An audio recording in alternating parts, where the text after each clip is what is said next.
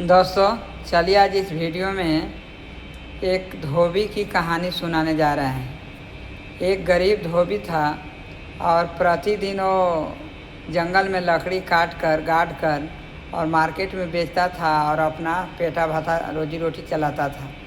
एक दिन की बात है कि बेचारा वो लाठी लेके और रास्ते में जा रहा था और टांगा भी साथ में था।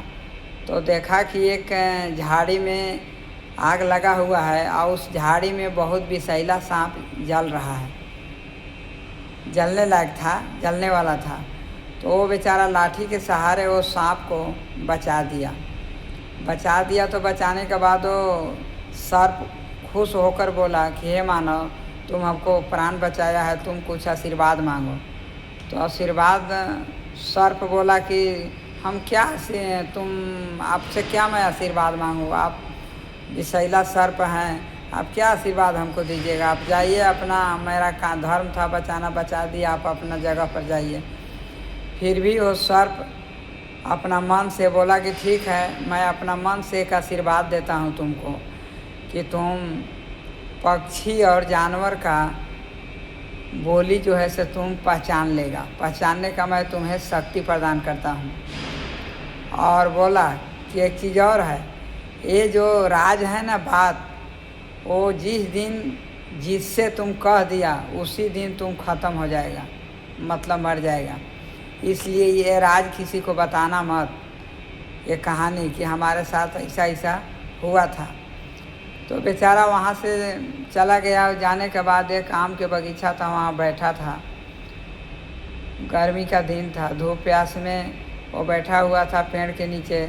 तो वहाँ आम के ऊपर कावा में नर और मादा था। तो कावा का जो नर था ना, मादा थी। मादा बोली नर से कि हे पतिदेव, कि देखिए ना, वो मानव कितना मूर्ख है कि जहाँ पर वो नीचे बैठा हुआ है उसका नीचे में बहुत बड़ा सोना का खजाना है और उसको पता ही नहीं है।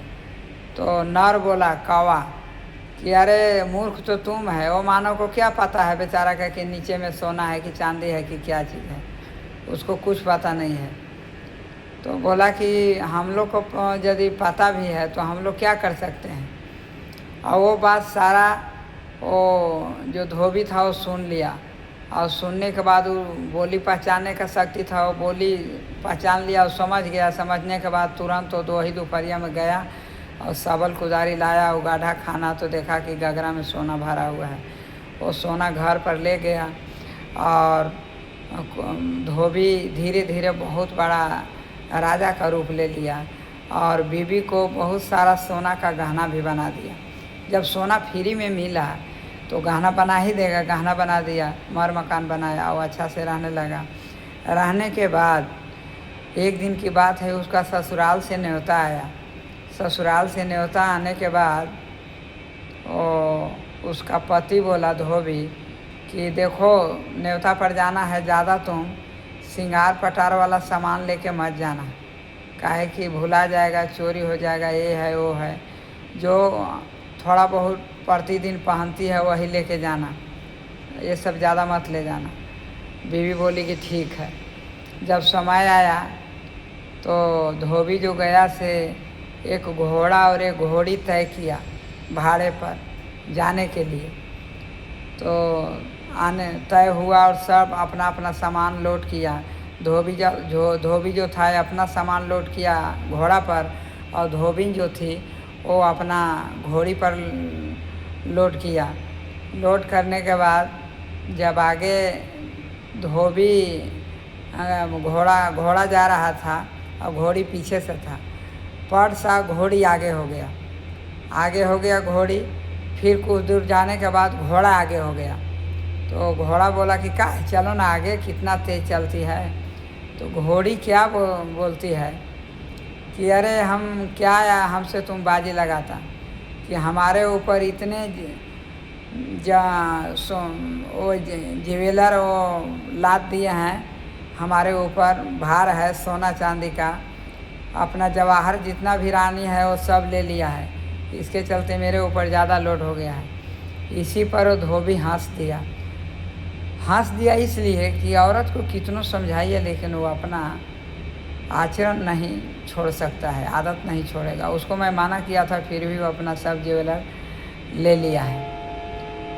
इसके बाद वो धोबी उसी जगह रुक जाता है कि रुकिए, आप बोलिए कि आप इतना जोर हंसे क्यों, हंसने का कारण बताइए।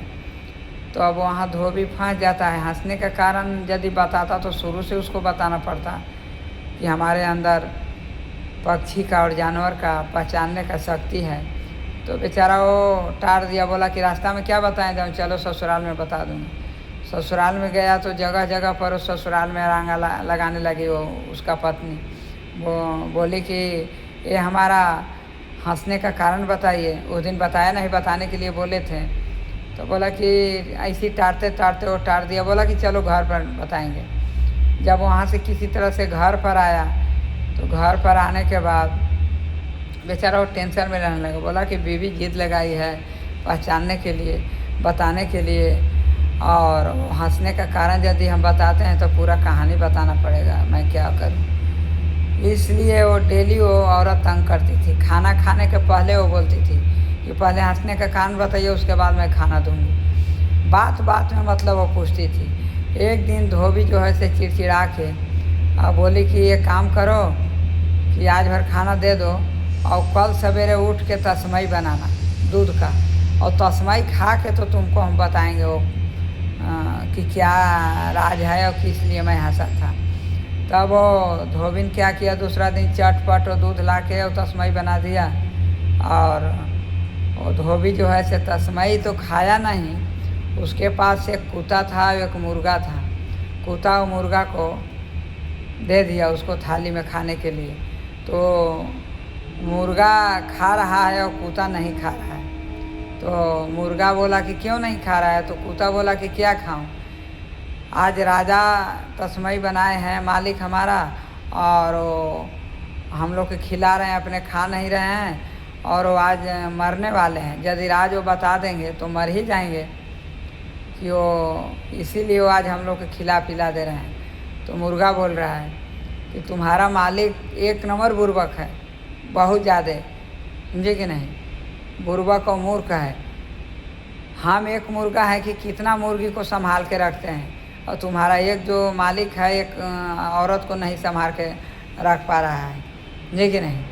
वो जो कहेगा वही करेंगे तुम्हारा मालिक। ये बात सारा चीज़ सुन लिया वो धोबी, और कुर्सी से उठा से डंडा लिया और लगा औरत को मारने। तो औरत वो चिल्लाने लगी, वो बोली क्या बात है। तो बोले कि ये हंसने का कारण हम बता रहे हैं तुमको। इस प्रकार वो चिल्लाते चिल्लाते वो बोले कि अब मैं ज़िंदगी में कभी हंसने का कारण मैं नहीं पूछूंगी। और उसी दिन से जो राजा है, धोबी है, वो रहने लगा और आराम से कमाने खाने लगा। इस प्रकार मुर्गा का चतुराई देखिए। इसी प्रकार कहानी समाप्त हो जाता है। इस कहानी से यही शिक्षा मिलता है कि सब जगह औरत की बात नहीं मानना चाहिए। नमस्कार।